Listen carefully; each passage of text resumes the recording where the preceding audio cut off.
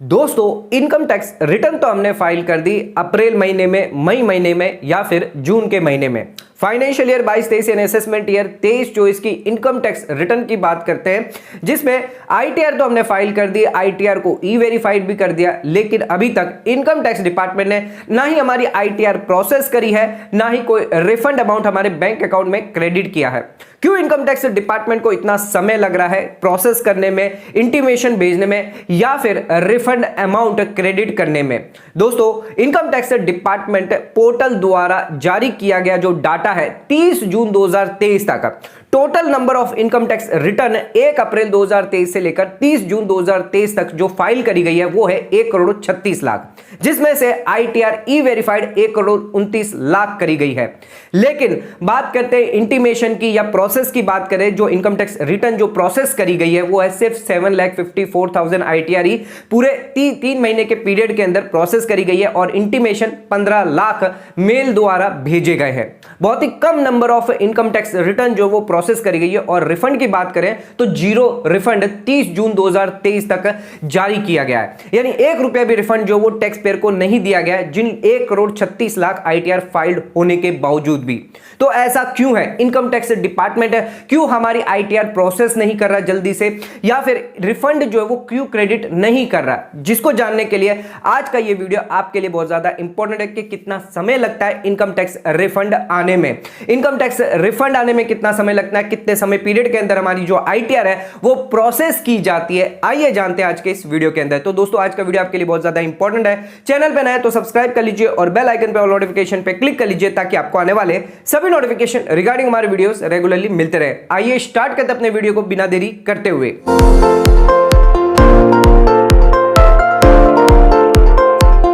तो दोस्तों आइए स्टार्ट करते हैं अपने वीडियो को। बात करते हैं, हमने आपको एक डाटा बताया था 30 जून 2023 तक नंबर ऑफ रिटर्न जो फाइल्ड करी गई थी 1 करोड़ 36 लाख, जिसमें से ITR e verified 1 crore 29 lakh करी गई थी और आईटीआर जो प्रोसेस थी वो 7,54,000 करी गई थी।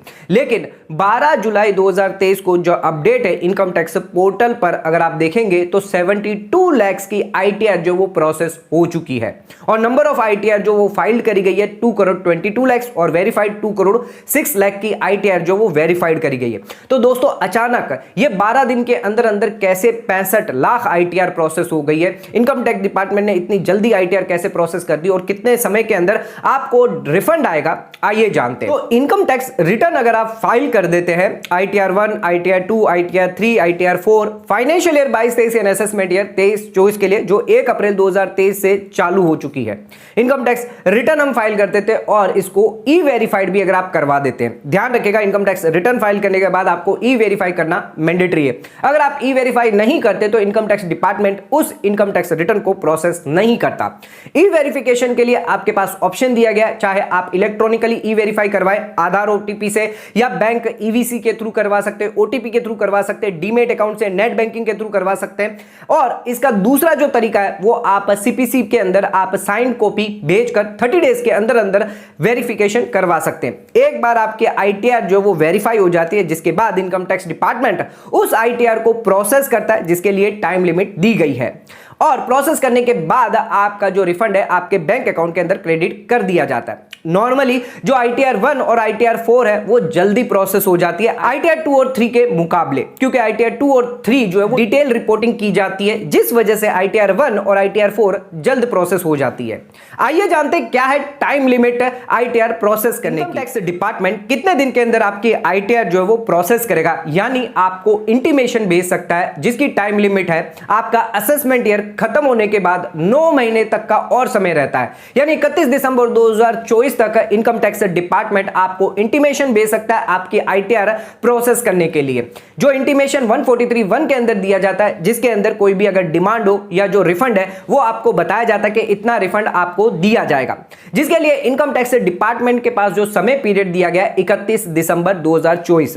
तो क्या हमारी इनकम टैक्स रिटर्न जो है वो इतने लंबे पीरियड के अंदर जो है वो प्रोसेस होगी? ऐसा नहीं है, सिर्फ 12 दिन के अंदर ही 65 लाख आईटीआर प्रोसेस हो गई। आइए अब बात करते हैं कितने दिन के अंदर रिफंड अमाउंट हमारे बैंक अकाउंट के अंदर क्रेडिट होगा आईटीआर प्रोसेस होने के बाद। तो आईटीआर तो हमारी प्रोसेस हो गई, अब आईटीआर प्रोसेस होने के बाद रिफंड कब क्रेडिट होगा? तो बात करते हैं पिछले सालों की।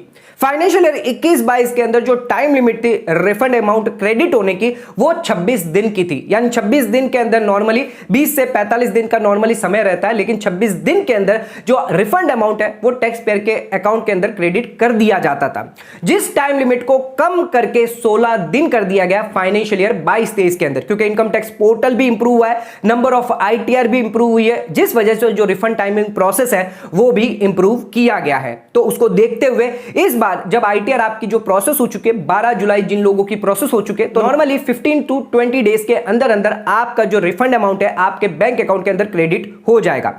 आपको रिफंड चेक करना है, जिसके लिए आप NHDL की वेबसाइट पर जाकर चेक कर सकते हैं, या फिर इनकम टैक्स पोर्टल पर एक नया टैब एनेबल कर दिया गया है, नो योर रिफंड, वो भी आप उसमें भी अपना पैन नंबर, अपना मोबाइल नंबर, असेसमेंट ईयर डालकर चेक कर सकते हैं आपका जो रिफंड है वो आपके बैंक अकाउंट के अंदर क्रेडिट हुआ है या नहीं हुआ है। ITR 1 और ITR जो 4 जिन लोगों ने फाइल करी है उनके केस के अंदर ITR प्रोसेस फास्ट होगी, रिफंड भी उनके जल्दी आएगा। लेकिन ITR 2 और 3 जो है जिसके अंदर थोड़ा सा समय लग सकता है, टाइम पीरियड उसमें थोड़ा सा ज्यादा लग सकता है। ध्यान रखिएगा, जो भी आपने रिफंड क्लेम किया है, इनकम टैक्स रिटर्न जो भी आपने भरा है, जिसके अंदर आपका जो बैंक है, जिस बैंक को आपने डिक्लेयर किया है वो आपकी क्लोज नहीं होनी चाहिए, एक्टिव होनी चाहिए, वो प्री वैलिडेट जरूर होनी चाहिए। अगर वो प्री वैलिडेट नहीं है या आपकी बैंक क्लोज है, एक्टिव नहीं है वो बैंक, तो उस केस में आपका रिफंड जो है वो रोक दिया जाएगा, आपका रिफंड आपके अकाउंट के अंदर क्रेडिट नहीं किया जाएगा। तो ये बातों का आप ध्यान जरूर रखिए। अगर आप नहीं चाहते कि आपकी ITR डिले प्रोसेस हो या आपका रिफंड डिले आए, जिस वजह से आप अपने income tax return before the due date और जल्द से जल्द फाइल जरूर कर दे। 31 जुलाई 2023 आखिरी डेट है नॉन ऑडिट केस के लिए, financial year 22-23 and assessment year 23-24 के इनकम टैक्स रिटर्न फाइल करने के लिए।